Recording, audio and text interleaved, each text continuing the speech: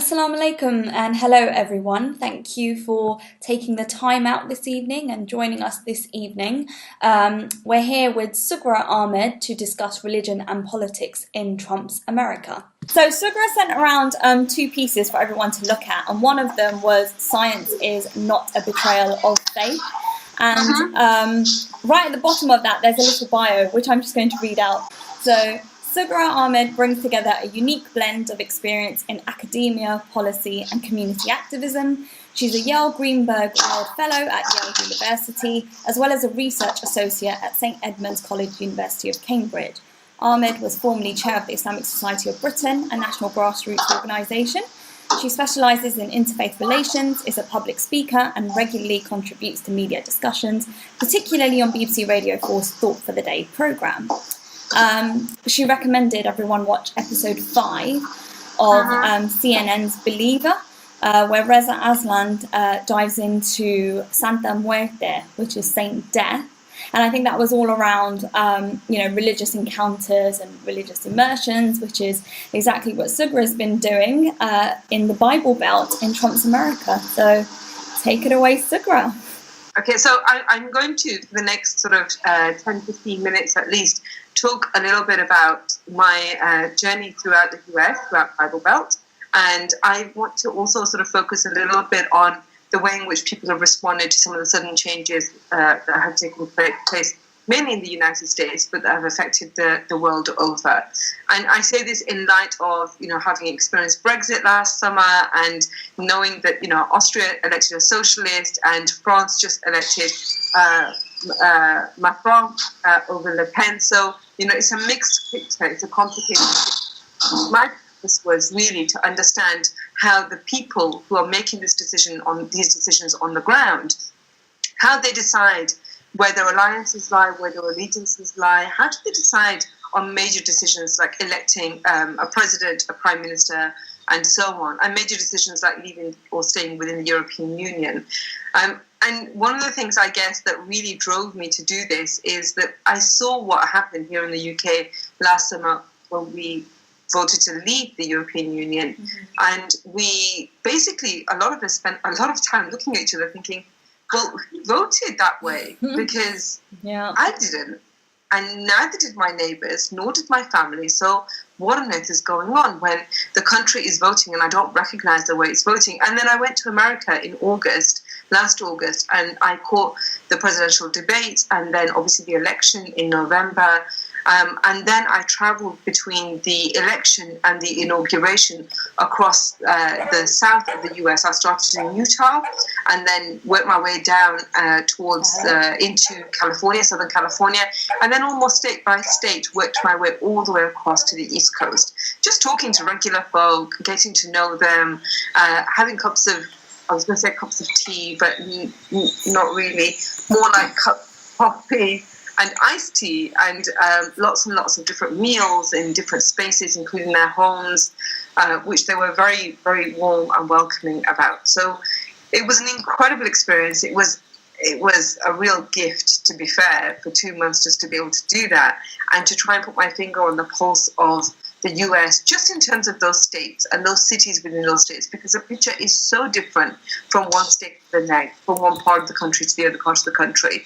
And it was mainly the southern belt that voted Republican. The point of the trip across the South was to understand plurality in the American South, and by doing that, to understand myself. Because by stepping out of my own bubble and my own shoes for a little while, it gave me an opportunity to figure out how other people feel, how they sort of work in their day-to-day life, and what kind of decisions drive their political motivations. So, I feel sometimes that, even as British Muslims, we're living in a bubble, a very small bubble. The United Kingdom in itself is very small, and the British Muslim bubble is much smaller. We go outside of that. It's interesting for me to understand, how do people see us on both sides of the pond? So how do people view British Muslims? That kind of gets me thinking to, how do we see them? When we think about Bible Belt, for example, it's a catchphrase. It kind of generates all sorts of stereotypes in people's minds. But what are those stereotypes? How do we see those people? And how do we think that they might see us? And I feel that, this kind of when minorities see themselves in terms of how the wider context perceives them, and when they can understand that perception, right or wrong, it makes no difference, but when they can at least appreciate how wider society sees them, it can actually help in our own growth, in our own development, in a very sort of critical way, rather than through the lens of victimhood, or this kind of attitude that, well, I might be here, but this place is not mine because other people don't allow it to be mine. Mm-hmm. So it gives us a much stronger sense of confidence and maybe even critical dissonance when we're able to see how others perceive us. And so it was really important in this trip for me to recognize that we all have our own little worlds, and that by stepping outside of them, we not only learn about the other people that we're engaging with, but we also learn an awful lot about ourselves. And I certainly did.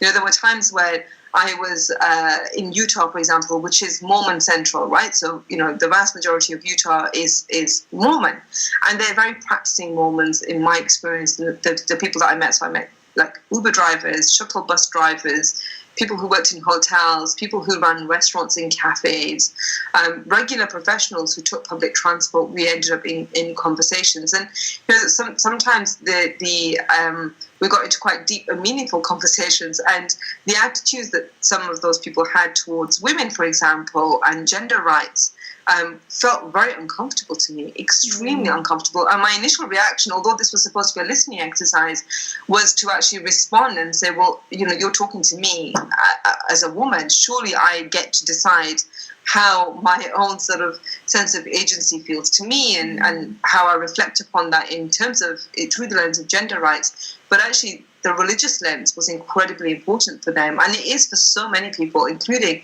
lots and lots of Muslims on both sides of the pond.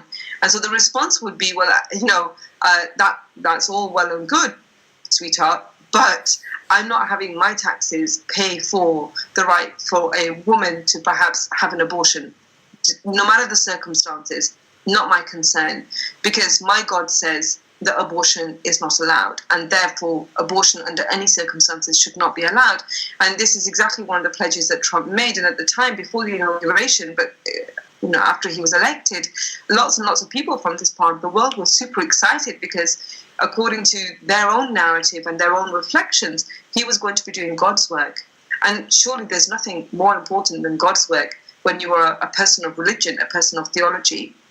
And when you're conservative in your theology, which the majority of this region I felt was, then that becomes your be-all and end-all, despite the sort of, I guess, the consequences or the risks. So, for example, we talk about, this idea of a wall, and lots of those people, Mormons and others, Southern Baptists, evangelical Christians, Pentecostal Christians who I met across the different states in the Deep South, would often talk about the fact that a wall was just I guess a bit of a gimmick, and it wasn't really going to happen, and they were prepared to take the risk, because we talked about the rights and wrongs of it, but also the possibility, hypothetically, this is a pledge that has been made. So let's be hypothetical for a little while and imagine that a wall would be built. How would you feel about that?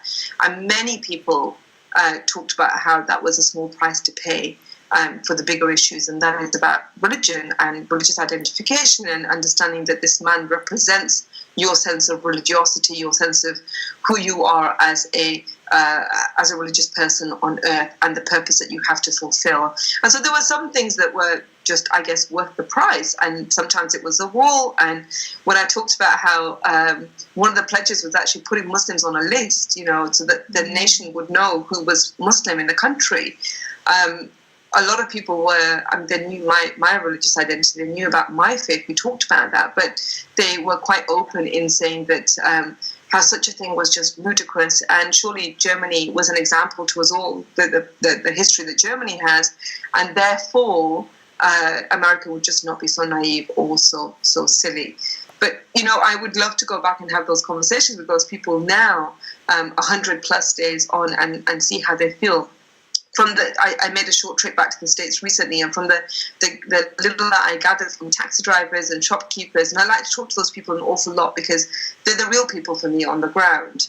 A lot of those spoke about the fact that the media has been very harsh towards the administration, and this idea of fake news was a fact. They believed that this was absolutely true. And they were all the more fervent behind their president because they felt that the media globally was against him and the administration. And so therefore their loyalty had to increase that much more in order to really be true to their vote and how they decided. And a lot of people talked about how, those that I was able to have more fluid conversations with, that actually the idea of saying that maybe I was wrong, and maybe I voted in the wrong direction, or I disagree with what's happening now, is a direct inference to my own inability to make good judgments and good decisions. And so, for a lot of people at this stage, it's probably just too soon to be able to sort of critically reflect and think about how executive order after executive order has made people across the globe feel, but particularly,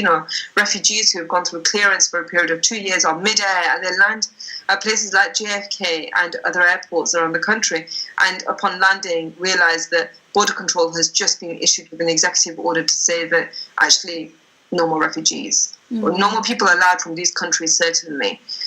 So, that kind of confusion, that kind of chaos that ensued after that got me thinking about the way in which different kinds of people have responded. And this idea of taking over or making your voice heard in a creative way or in a traditional way through a protest or a march in privately owned public spaces or public spaces that belong to everybody has been really, really interesting. So at the tail end of my trip at the end of January, the executive order to sort of stop refugees from coming in had been signed, and there was chaos at the airports. And actually the day that I was leaving, there was a march, but by that stage marches were not unusual because they'd been going on since the day of the inauguration. And this march was the No Ban, No Wall March. And it still continues, actually, that protest movement is still continuing. So this is after the Women's March and so on. And this was particularly against those two issues, the wall and banning people from entering the country for no good reason. And so I was at Battery Park in New York, and we were marching. And, the eclectic mix of people, I probably don't need to explain to you in too much detail, but people from every single walk of life that you could imagine, and of every generation, of every colour, were all gathered. And it wasn't just in Battery Park. It was also at JFK Airport. It was also at a number of airports across the country and a number of different cities across the country also. And I know there were sort of smaller marches outside of that context, outside of the US too. So, this idea that we have this perception of who people might be and who we actually might even consider, our perception as gospel, that surely from the movies that I've seen, or the books that I've read, or the lectures that I've listened to, or the programs that I've undertaken to study, I know what a redneck is, or I know who the Deep South are. It's a complete misnomer. So when I was talking to people in Mississippi, for example, one of the poorest states that I visited, it was incredibly difficult, more difficult than Louisiana, who are still sort of recovering, which is still recovering after natural disasters. But, in Mississippi, it was incredibly interesting because I sat on a public bus which interestingly picks you up from your door and drops you off at the door that you want to. That's a public service, just in that particular state. I think we could learn something from that. And this bus picked me up in the morning, and I sat on the bus for 3 hours and got to know the driver really well. She was very accommodating. She obviously realized that this was an unusual request for a complete stranger and a foreigner to want to sit on the bus for 3 hours, as she picked people up from their homes, their businesses, their places of work, essentially, and took them to their supermarket, to their employment, to the doctors, to the dentist, to, where the children had to play for the day. And basically covered the entire city of Natchez, which is where I was staying. And that was my one way of getting to know Natchez and the people of Natchez. And it was really interesting, and I asked her about this, that every single person who boarded that bus in those 3 hours, and there were a lot of people, none of them were white.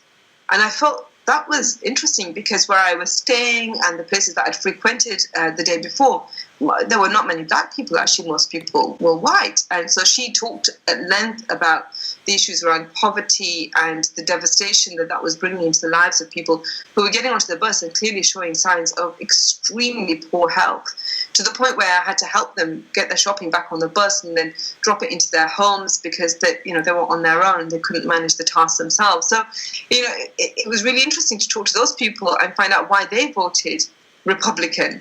And why the Hispanics that I met in New Mexico, in places like Santa Fe, why would they vote Republican? Because actually they have the same history in terms of their movement north of the border, settlement, and now probably a second generation, maybe even third. So why would they support a president or a pledge that not just sort of promises to build a wall, but actually plans to uproot 11 million undocumented migrants? Many of whom would be from south of the border, from Latin America. And a lot of those people, again, referred straight back to God, that this is God's work, and therefore these people don't deserve to be here, because God talks about abortion and about the right to life and about pro-choice, and these are incredibly important decisions that we feel should supersede any other, I guess, consideration that we might want to make. And so that's a little bit about my trip and a little bit about what's been happening since then in terms of the demonstrations and the protests.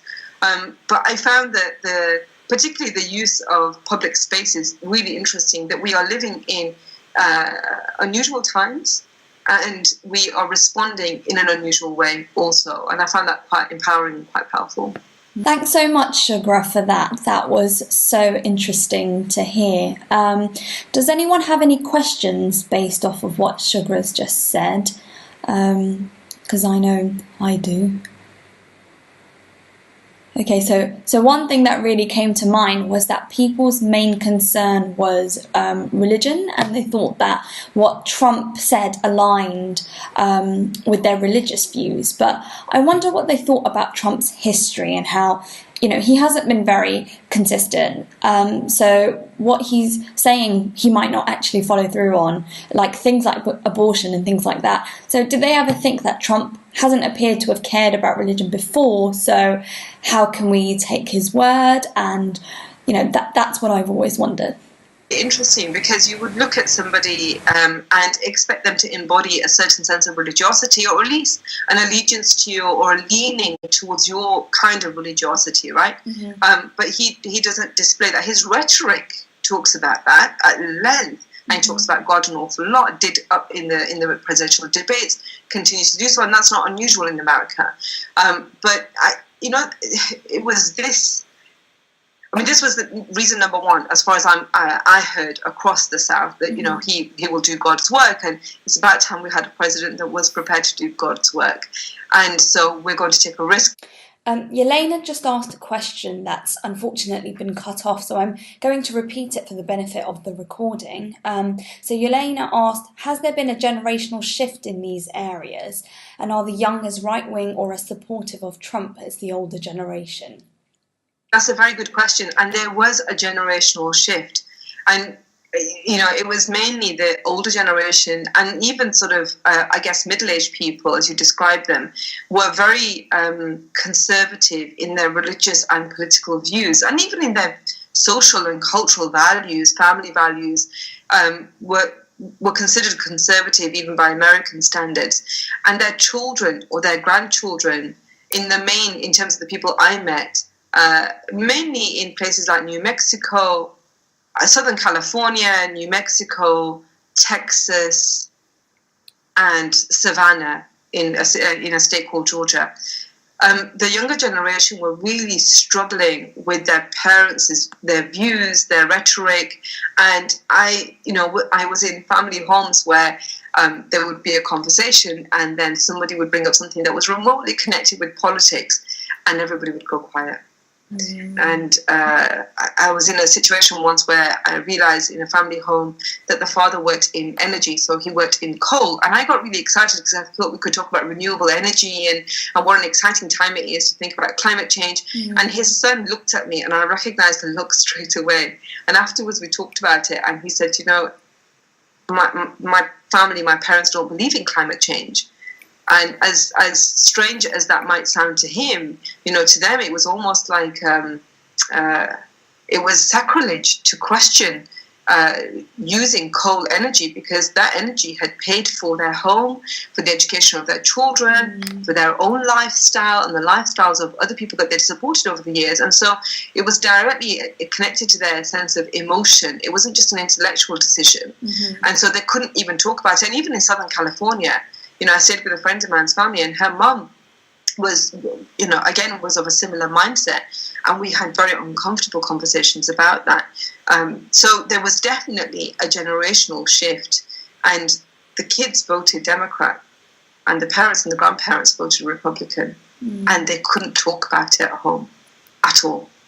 And that says an awful lot in terms of how families were feeling fractured, communities were feeling disconnected, and there was a real sense of fear in the air that I don't want to sacrifice my relationships, but I know if we have this conversation, it's not going to end well. And that happened many, many times. Lots and lots of younger people shared their conversations with their parents, and then how they had to just sort of stop before the conversation got, even sort of well underway. They had to pull back because they knew that they were not going to come out well from that. Can I ask a question? Oh. Basically, how sort of informed were they in the sense that, about the world opinion and the media and all that? Because, at the time, even the Pope was sort of almost condemning Trump about he'd punch her in the face and all that sort of. Do they actually get that sort of information, or are they in their world of their own, or how do they reconcile this? It varies, again, considerably. So, for example, in some of the states, I stayed with people who were quite wealthy, who were very well educated, and they were friends of a friend, or somebody I met somewhere said, oh, I have an aunt, or my parents live in this state. So I kind of met people organically, and that meant I met a cross section of people from different walks of life. So some of them were quite affluent, had a high level of education, and had professional jobs, were either heading towards retirement or were in retirement. And then as I got deeper into the file, more and more people were actually too poor to have an education. They couldn't afford to buy a car. They couldn't afford to shop in a way that was beneficial for their health. They were relying on cheaper goods, and therefore, a high level of sugar and fat in their diet, and couldn't really tear themselves away from that because they were in this sort of perpetual cycle of poverty. So news consumption and media consumption differs dramatically. So where you have in places like Texas, where I met, the more well-educated people, they consumed media, but like the rest of us, they were very selective about what they consumed. So, we were sat in a home one evening, and there was a reality TV kind of program on that basically said, it was like the X Factor. It reminded me of our X Factor. And then it switched to, which was fine, and the three of us were sitting there watching that, and it was fine, and we were on our phones and trying to sort of do jobs at the same time. And then the news, it changed over to the news, and it was Fox News. And then, not to be stereotypical, but it would never have been CNN in that household, or even MSNBC. But Fox News was probably one of the, in their minds, the more liberal, progressive news outlets that they felt that they were consuming in quite a critical way.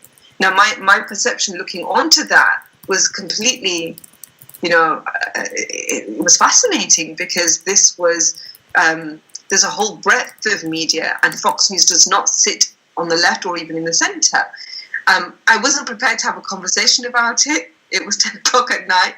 We'd had a long day, and they deserved their peace of mind after my sort of constant conversations and questions. But then I got to the Deep South, and people consumed the kind of media that was presented to them. So if they were on social media, whatever their algorithms were sending their way, they were not critical about how they explored that. So they explored a different kind of media, they consumed a different kind of media, but were equally less critical, or not critical at all about that. So when you talk about the Pope, I think the Pope said what he said after, I think maybe a couple of weeks ago, or maybe even longer, I can't remember, Shahid.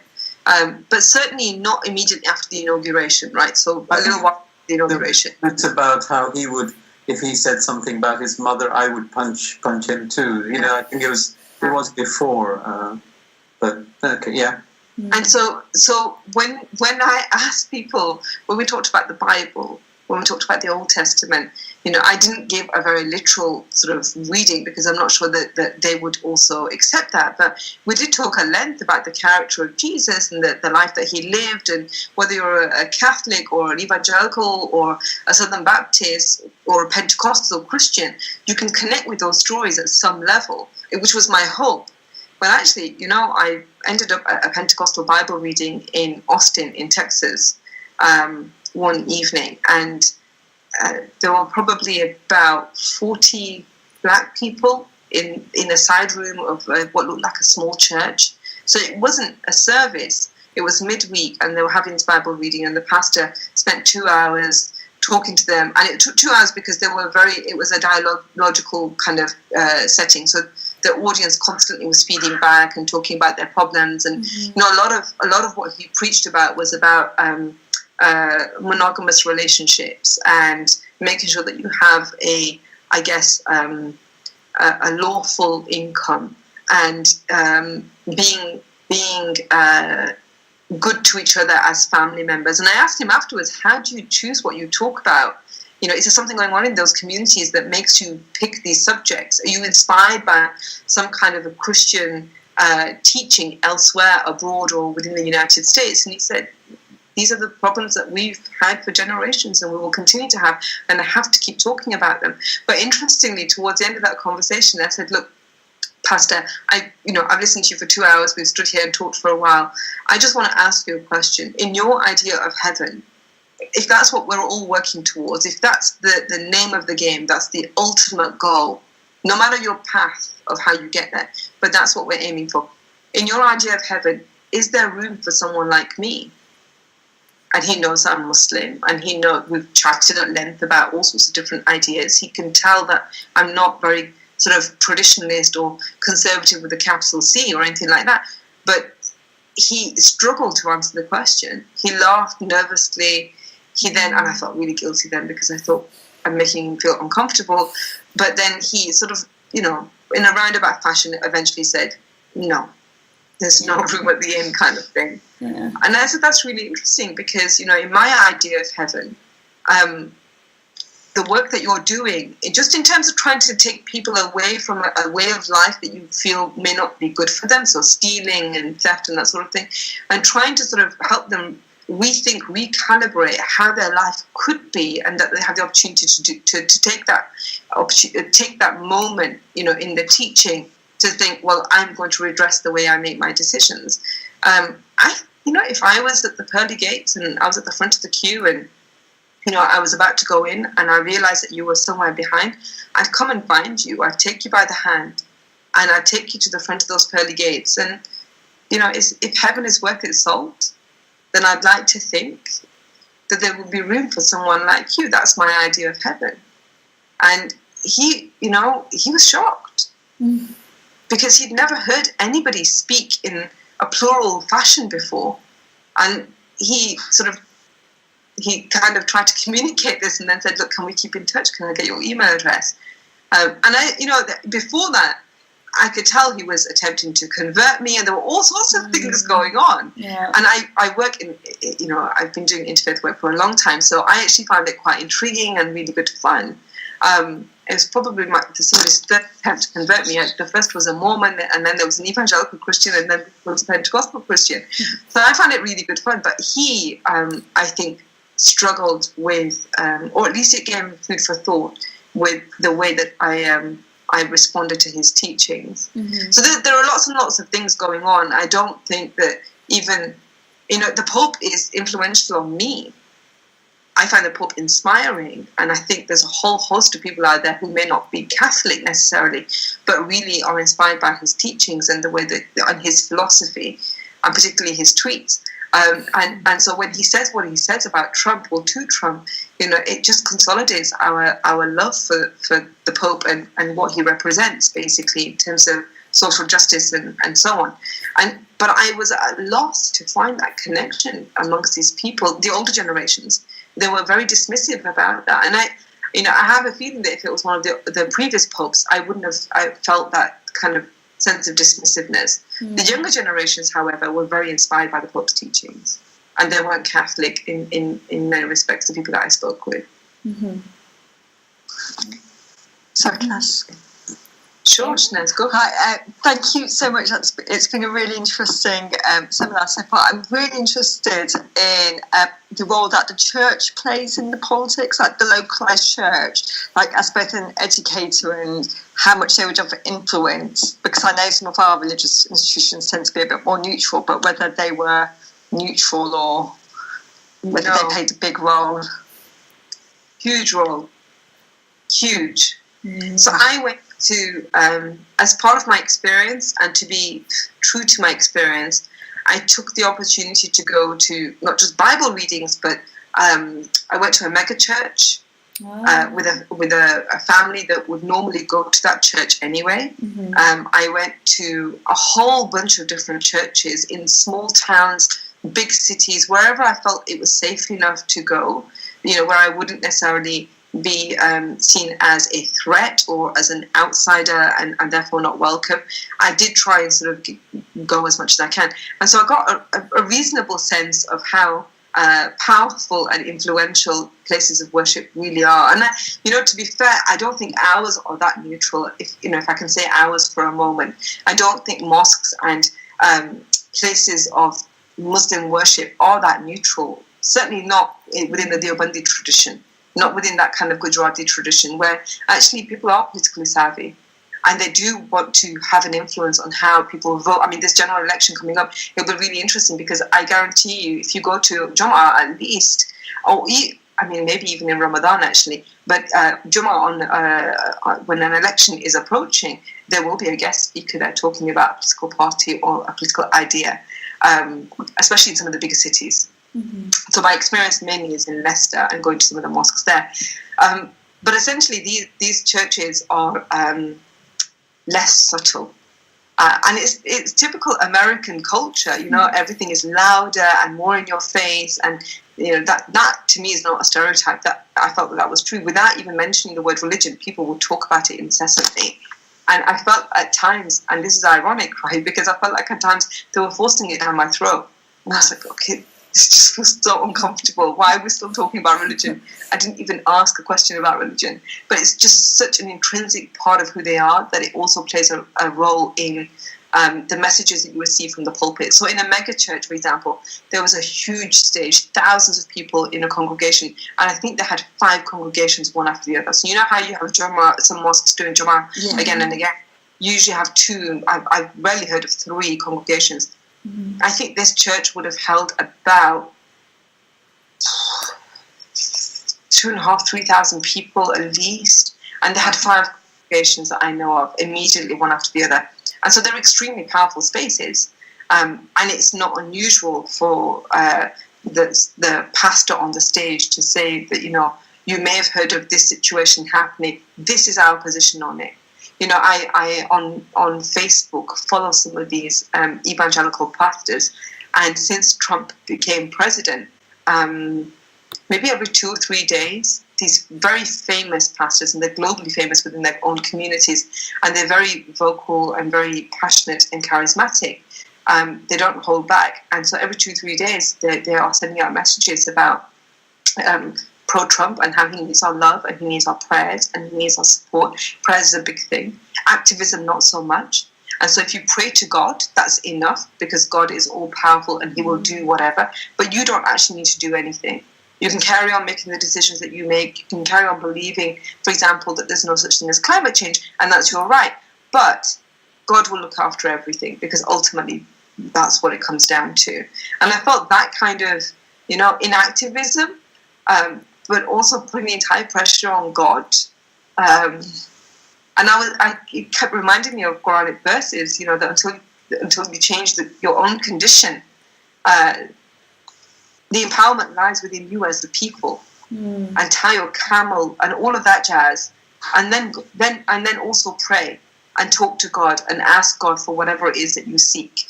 These kinds of verses and this kind of guidance kept popping into my head, thinking, wow, I feel like, contrary to popular perception about Islam, but I feel there's a sense of balance. I'm not saying that one religious tradition is better than another, but this kind of culturally American religion which makes it okay to shout from the pulpits that Trump is a man of God and that we must all vote for Trump and rally around him. And at the same time, the Mormons are saying, well, he's not our man. But, in the case of abortion, we're going to have to follow him. And there's a huge argument within that. There's a lot of nuance that I can't unpack right now. So religious institutions are extremely powerful in enabling communities to make decisions about how they vote and how they make decisions about their day-to-day life. So, for example, there's a Disney cartoon that was released a few weeks ago. Yeah, Beauty and the Beast. Yeah, there's a controversial scene in that, which the pastors, the evangelical pastors, felt fervently against, and Trump was also against. And so they've been messaging publicly saying, do not watch this, do not take your children to the cinema, this is an abomination. And I think it's a gay couple that kissed or something, I can't remember the nuance, but something like that they felt was a complete and utter abomination, and therefore were influential in enabling communities to decide how they should sort of treat material like that. Sughra, I wanted to ask about the race and how race plays into religious identity. So I know you were talking about 40 black people sitting around in that congregation and the pastor speaking to them about issues relating to that community. Were these people who voted Trump, and did they think that if yes, is that because they thought their religious identity was more what resonated with them than their racial identity? So isn't that really interesting? Because my own preconceived ideas, I'm sitting on the bus and there are, or even in the church, but especially later on in Mississippi on the bus, and I made all sorts of assumptions suddenly without even thinking. First black president, black community must be, yay. Yeah. Not so much. Mm-hmm. Especially not in these in this part of the country. A lot of people were lamenting that he shouldn't have had a second term, and that he actually has been, he hasn't been good for the black people. And I don't know if you remember when Obama was first elected eight plus years ago, there were a few people in this country and also in the US who were publicly saying, this guy is in a lose-lose situation, because everybody, no matter what color we are, where we're from in the world, what religious identity or lack thereof we might have, we're all pinning our hopes on this guy. And so he's doomed to fail. He's definitely not going to please everybody all of the time. And actually, in terms of the expectations, they are so high that within the constraints of the White House, the political framework, and then foreign policy and all sorts of other dimensions of government and the administration, he's actually not going to be able to do very much. Certainly not in 4 years. And so I think there was definitely a sense of we've been let down. Our socioeconomic situation has remained unchanged, and therefore the black president didn't really do enough to help me. And if he doesn't care about me and my kids, and in Mississippi, it was in the city of Natchez, it was broad daylight when I was planning on getting off the bus, and woman after woman and man after man kept saying to me, get dropped off at your Airbnb. Do not get dropped in the town centre. And my Airbnb was in the town centre. It would have been like a 15-minute walk away. This is the town centre, or as they would call it, the city centre. So it's touristic, and there are, it's broad daylight. I mean, what could go wrong? But this was the end of January.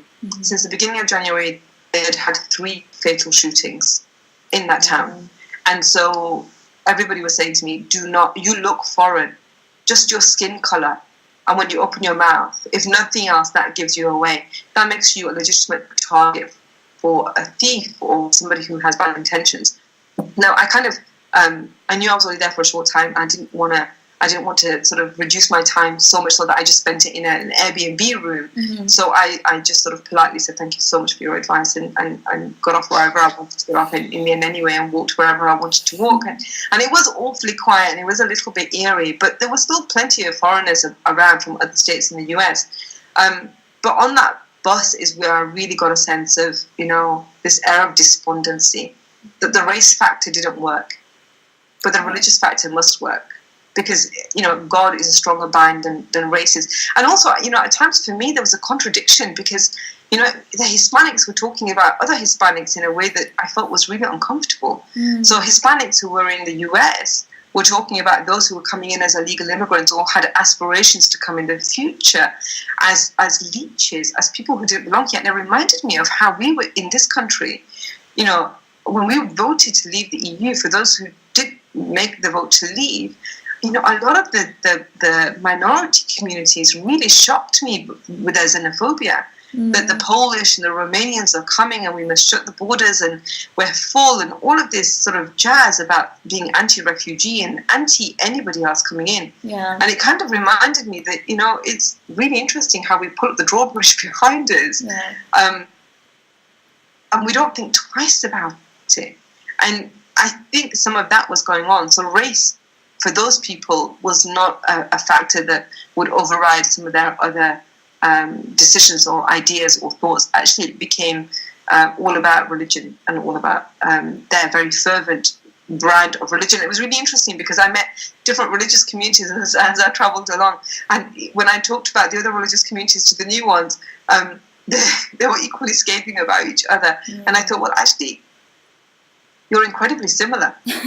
Incredibly similar in terms of your attitudes and your values towards minorities, towards women, your idea of family values and what a family structure should look like, your idea of what an administration should look like, your idea of who a president should be, despite everything that we'd heard in the public eye about what President Trump had said up until that day, against women and against all sorts of different people, and has said since then. These things didn't seem to be strong enough to phase them away from making the decisions that they did, or guide them away from making the decisions that they did. Can I ask, how many Muslims did you come across, and what was their sort of perception of, you had a perception of what you saw, but them living there, what did they sort of feel? And did you go to the mosque, and how much was the mosque trying to sort of make a difference to communicate with the sort of Christians, churches and so on? So I mean, from just in terms of my knowledge of the US as a whole and mosques across the US and engagement, very few have the know-how or the will or the resources to be able to engage, and that's incredibly pressurizing now because of the different sort of situation that they find themselves in, where people around them can be much more public and much more vocal about how they feel about minorities, however ignorant or well-founded those views might be. And most mosques don't have the know-how to be able to deal with either that or proactive community engagement. And so it's not dissimilar to mosques in some of the different parts of the UK. Some of the bigger mosques in places like Dearborn, for example, or even in DC, are very good at engaging. So there's the Adams Center, for example, that is quite well known in the US amongst interfaith sort of bodies or people who are engaged in interfaith work as being an organization that is proactive, not just in community engagement around its physical space, but also through social media and through public lectures. They're able to get their message much further, much wider than their immediate physical sphere of influence. I think it was the Adams Center, if I'm not mistaken, that hosted certainly Angelina Jolie last year, possibly the year before. She went there and shared a few words. And Obama visited a mosque, and I think, if I'm not wrong, it was the Adams Center in DC. And so it's seen as when the president chooses a mosque to visit, it kind of says a lot about the mosque and its community engagement and its reputation, and so on and so forth. But most religious institutions of Muslim communities are just not, of whatever background, Arab, African, South Asian, are just very poorly equipped to deal with that, either in terms of their mindset or language or just knowing. I'm not just talking about English, but knowing the language to communicate with others in. And that's a different thing to sort of your regular communication, I think. That kind of nuance is really important.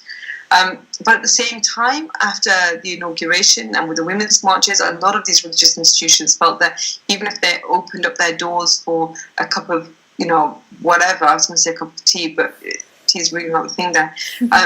But, open their doors for something to eat and a drink, that people did come. And they in some parts of America, that can be quite nerve-wracking, right? So if you're in Texas, you're in a city like Dallas, which has a significant Muslim population. But actually, there have been an awful lot of reports from Dallas about xenophobic and racist and Islamophobic attacks. And so you would quite rightly be nervous about opening your doors. And these are states that are gun-carrying. People are gun-carrying. In Texas especially, they carry concealed weapons. So where in other states, if you were carrying, you would carry a weapon, that's open. Other people can see that. They know you're carrying something. Or a lot of people would just have them at home for self-defense in case they were burgled or something. But in Texas, it was quite normal to carry a weapon, have it concealed in your handbag, in your purse, in a holster in a belt on the side, strapped to your jeans or whatever. So women and men carrying, and so you're not really sure what you're welcoming into your place of worship when you do that. And we all know about gun crimes in the US, right? It hasn't escaped our media's attention either. So there's an awful lot of risk, and there's an awful there's a real sort of sense of absence of resources of different kinds. My own engagement, I went to the US initially from August until early December to Yale as a World Fellow at Yale University. So I was in a bubble for most of that time. I traveled a little bit to Michigan and to Mexico, again to sort of find out what these people were all about and how they live their lives. And then the rest of the time, I traveled across the sort of belt, the Bible Belt, until right at the end, where I spent a couple of weeks in Northern California near San Francisco. So, Yale and San Francisco, complete lefty bubbles. You will very rarely hear some of the stuff that I've talked about this evening. But the sort of the bits in between across Bible Belt and also where I stayed in Michigan, quite conservative, and I didn't see a mosque, to be fair, at all. I went to a city called Savannah in Georgia, and right on the East Coast. Beautiful, beautiful city. One of the very few cities that reminded me of home, because it was designed by an Englishman, so it looked very like a miniature version of central London, with all the parks as squares, and then the church building and all sorts of other sort of buildings around that square. And I went into the tourist information centre, I guess, and asked where their nearest mosque was. And I wasn't driving, sadly. I was on public transport or relied on people for lifts. And so he pulled out a map, and eventually we found the mosque. And he struggled to sort of find the main mosque. He didn't know about it. He had to Google it. He had to look it up. Felt a bit nervous. And I asked him why he was feeling that way. And he said, they just keep their heads down now. I said, well, what does that mean? This was mid-January. What does that mean? And he said, well,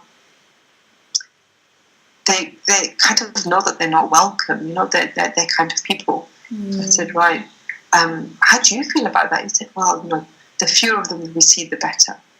And I thought, well, he's telling me something here. He's not, I don't think he was xenophobic. I don't think he was Islamophobic. We had long conversations before that. He was very chatty. He was of an older disposition. He was a bit traditional in his mindset. I think he just meant from a security perspective, he couldn't trust that he would be safe around Muslims. Not the other way around, because I said, do you think that there would be attacks? He said, oh, no. But you've got to worry about what they carry, which was really interesting. And he didn't recognize that I was Muslim. He didn't have a good sense of what Muslims were, who they were. And this is not uncommon. America is a massive country. Wow. And, to meet, we talk about how powerful it is for people to meet people in this country, and how Muslims and other people should engage much more in person, because that's how our views can be formed in a much more powerful way, right? Rather than through the media, which is how most people form their views about Muslims and all sorts of other ideas and people. And so in the US, it's actually much less frequent to encounter a Muslim.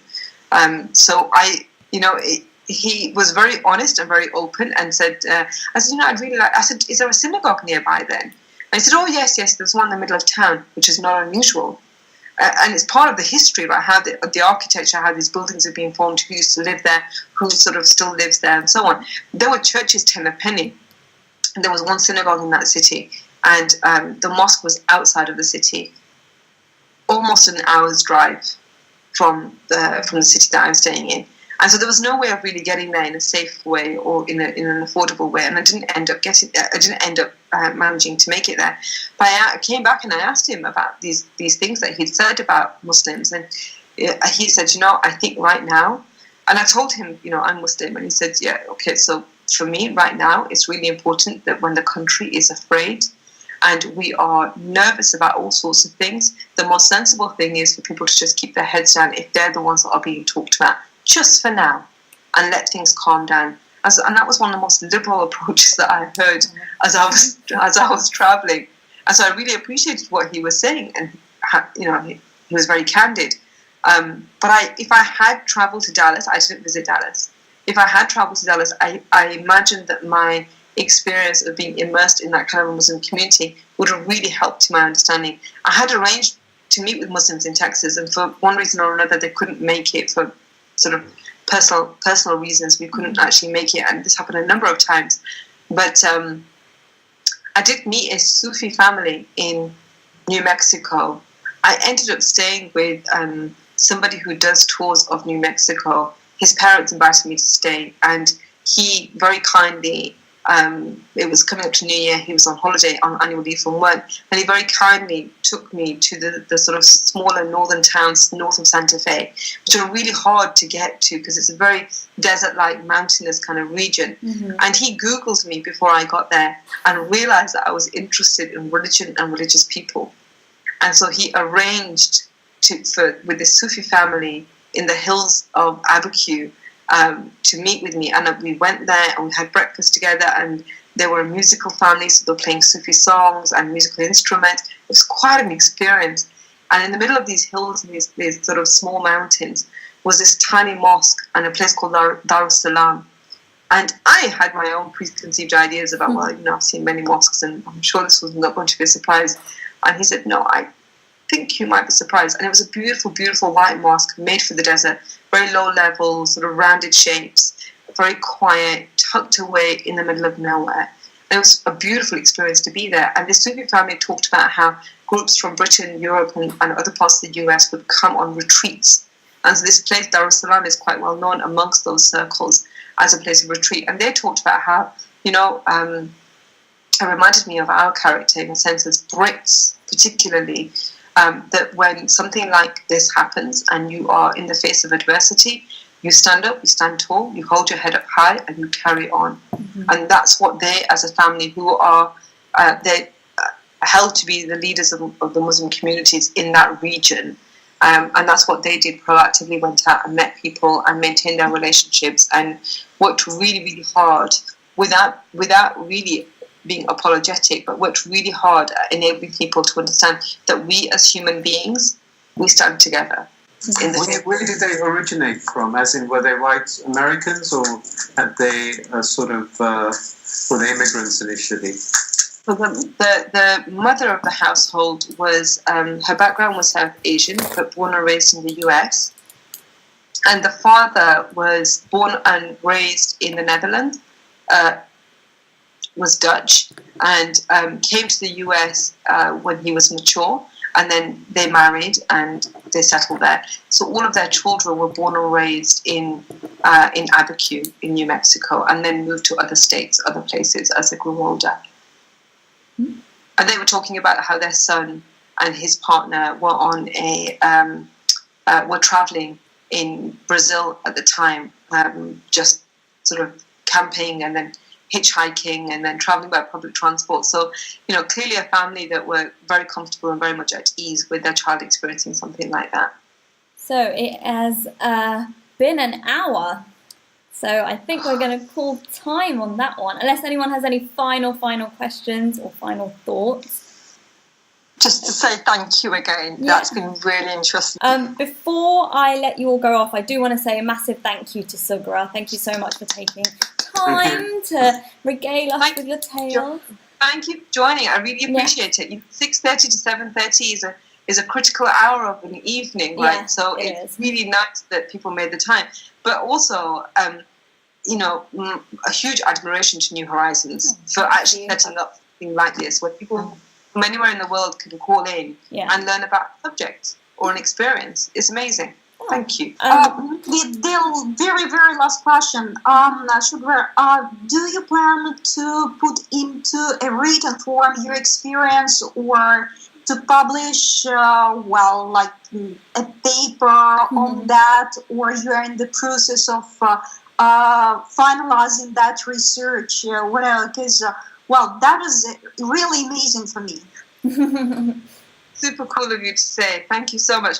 I should write it down, and I intended to write it down when I was taking the trip, as I was taking the trip, but I hadn't foreseen that I would stay with so many families.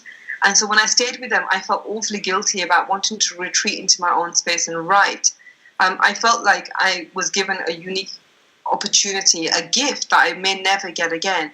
And so the conversations with them took priority.